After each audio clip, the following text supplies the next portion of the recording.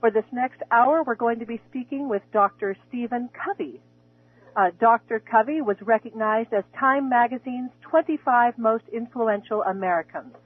He is the author of The 7 Habits of Highly Effective People, First Things First, Principle-Centered Leadership, and The 7 Habits of Highly Effective Families.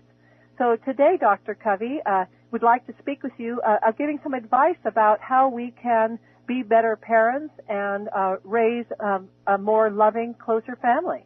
So thank you very much for being with us. Well, I'm honored to participate. I appreciate it very much. I'm just reading your book, The 7 Habits of Highly Effective Families, and I'm getting so much out of it and so many great ideas. I like the idea of having a family mission statement. Can you tell us why you think this is important and how we can create one for our own family? Okay. First of all, every decision we make is ultimately governed by some kind of interest or goal or objective or value or principle, whether we know it or not. And a family mission statement is an effort to bring to an explicit level what those values and goals are so that people are on the same page. And I have never found anything as powerful in creating family harmony and unity, and also to help a family move from what I call from success to significance, where the family is focused on contribution and service to other families and to their community and so forth. And the process of developing one is as important as the product itself, because it involves a great deal of patience and empathy and time, but it's a very fun process, and it's very powerful in getting people to emotionally connect with the values that are eventually produced. Ours took over 8 months to produce, and we met weekly on the issue and just getting everyone involved. We have a large family, so we wanted to make sure that every person felt deeply respected and that their ideas and feelings about what's really important are honored. And little by little, it evolved over time until there was such an emotional buy-in to it and a connection to it that it almost created a self-governing family.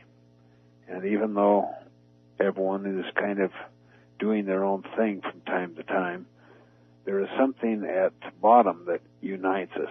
And we have 9 children, and now we have 44 grandchildren and 3 more on the way.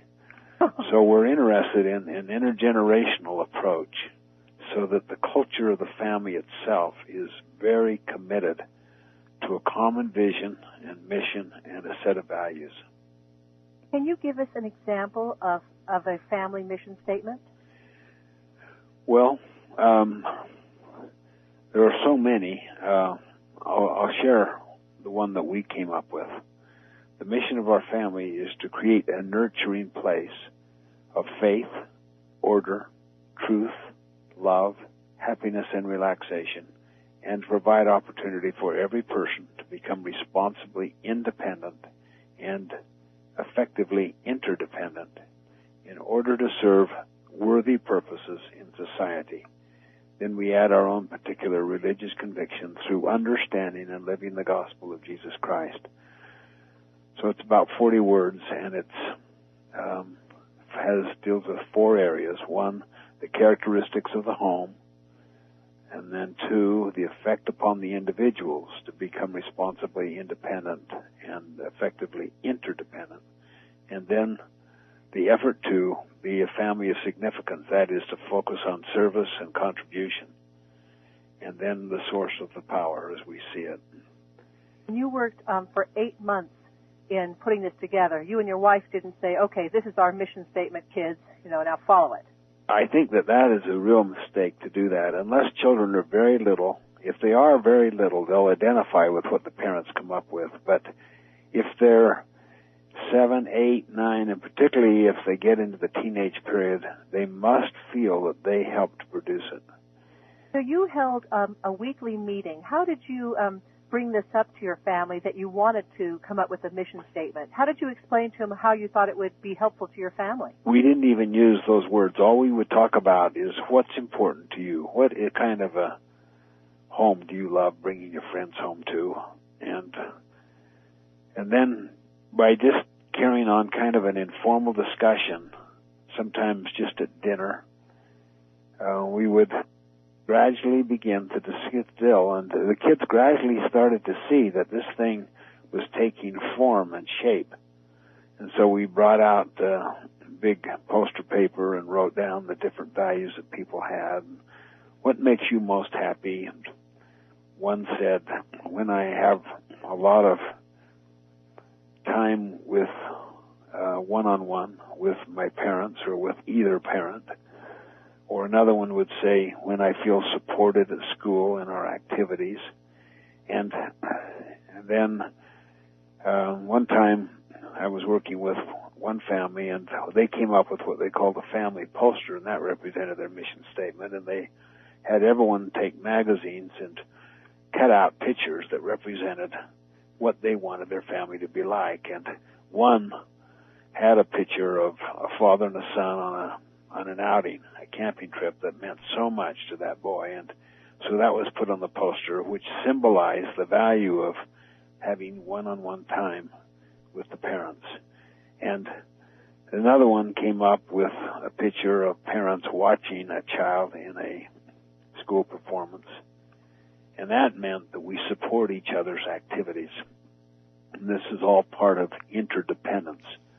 Most people value independence because they can kind of do their own thing, but a family is an interdependent culture. And the more you can get kids to buy into the concept of interdependency, you have essentially resolved like 90% of the issues and challenges and problems that come to a family. And it creates a friendship among the siblings that is emotionally generated because they feel like my sister or my brother is my best friend, and we do care for each other, we support each other, and things of this nature. One time I had a son that was a very prominent person in the community. He was the starting quarterback of a major university, and he would come to his little sister's music recitals because that was part of the agreement that we made, that we support each other. And Sandra and I have committed that either one of us or both of us would be at over 80% of all the significant events. So we have to do long-range calendaring to come up with what those significant events are with the children. Sometimes I'm away traveling or something, but that represents kind of the 20%. And oftentimes Sandra will just stay home rather than go with me, just so that she can be supportive to those children's events. Right, I like that. So when you're discussing it with your children, you just kind of ask questions like, what type of family do you want to have? Right. What type of house do you like to return to? Uh-huh. What's important to you? Can you give us some more questions to kind of? Well, this is so important. To kind of nice job with it.